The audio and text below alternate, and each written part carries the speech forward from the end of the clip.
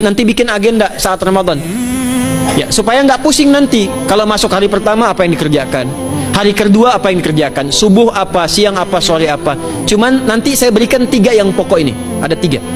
1, meningkatkan sholat. Saya ulang ya, meningkatkan apa? Sholat. Kalau meningkat secara singkatnya berarti bertambah dari yang sekedar fardu, tambah dengan apa? Sunnah.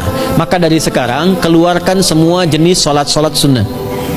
Keluarkan dari sekarang apa saja, siang dan malamnya. Yang rawatib ada berapa rawatib? Rawatib 12. Ya, rawatib itu yang melekat dengan sholat fardu dan menentukan untuk memperbaiki sholat fardu, menambah. Jadi kalau kurang khusyuk ditambah dengan sunnahnya disebut rawatib. Bisa sebelum, bisa setelah sholat fardu. Ada 12 dari hadis Nabi sallallahu alaihi wasallam. Man shalla isnatai asyrata raka'atan, siapa yang sholat 12 rakaat fi yaumin wa lailatin, yang mengiringi sholat fardu siang dan malam.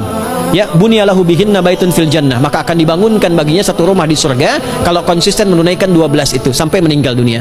Sahabat yang mendengar itu mengatakan kompak semuanya, sejak mendengar hadis itu kami usahakan istiqomah sampai meninggal tidak meninggalkannya.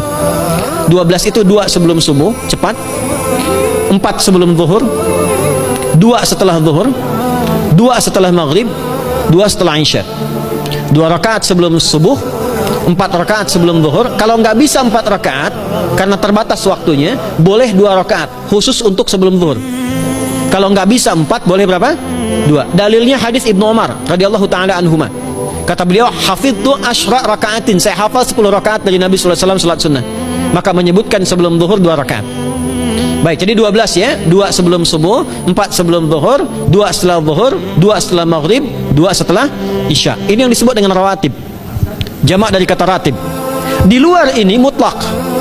Mutlak ini ada yang berdampingan dengan salat fardu, ada yang terpisah. Contoh yang berdampingan, 4 rakaat sebelum asar.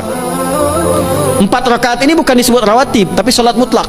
Cuma waktunya berdampingan dengan salat fardu. Jadi dia nggak memengaruhi salat fardu, cuma punya keutamaan sendiri. Apa keutamaannya? Hadis Ibnu Umar radhiyallahu taala anhuma, ketika beliau menyampaikan qala Nabi sallallahu alaihi wasallam rahimallahu ra'an shalla qabla al-'ashri arba'an. Allah akan menambahkan rahmat pada orang yang terbiasa salat 4 rakaat sunnah sebelum salat asar. Jelas ya? Baik. Kemudian apalagi setelah itu? Salat di antara adzan dan iqamah. Ya, di antara adzan dan iqamah. Tahiyatul masjid. Apalagi misalnya salat duha. Duha dibagi 3. Awal duha itu kurang lebih 1,5 jam setelah salat subuh. Subuh sekarang misal 4:30, maka jam 6 muncul awal duha. Namanya syuruk. Saya ulang, salat apa namanya? Syuruk itu salat awal duha. Jumlah rakaatnya 2 rakaat.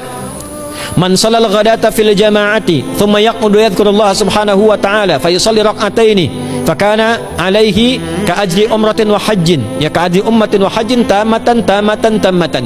Siapa yang salat subuh 2 rakaat dengan berjamaah, ya, dan umumnya kalau berjamaah bisa ke masjid di masjid.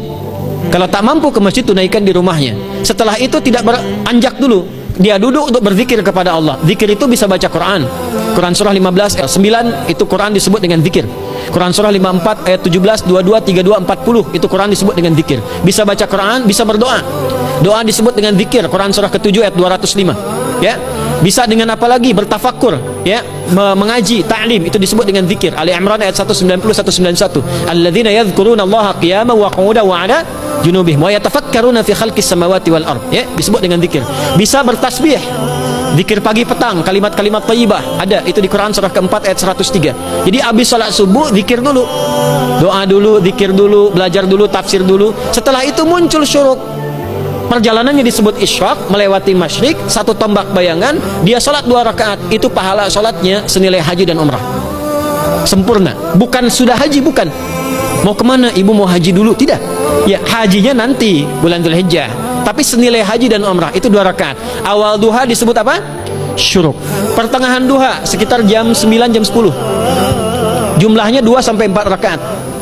Ya, 2 sampai 4 rakaat. Apa fungsinya? 1, mengganti seluruh zikir yang ada dalam tubuh kita. Mata berzikir, telinga berzikir, lisan berzikir, bisa diganti dengan 2 rakaat duha. Itu waktunya pertengahan duha.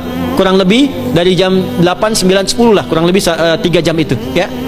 Yang kedua, bisa menghambat atau menghentikan, menahan satu musibah umum. Misal ada kebanjiran nih atau macet nih.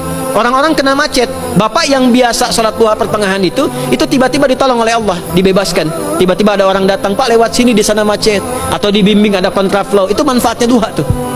Yang pertengahan. Yang terakhir adalah akhir duha, sekitar jam 10 sampai jam 11 menjelang ke zuhur. Ya, akhir duha itu jumlahnya dari 2 bisa 4 sampai 8 rakaat. Di antara manfaatnya bisa mempermudah datangnya rizki dengan izin Allah Subhanahu wa taala ketika ikhtiar. Itu duha. Nanti ke malamnya silahkan tahajud, tingkatkan tarawihnya sampai ditutup dengan witir.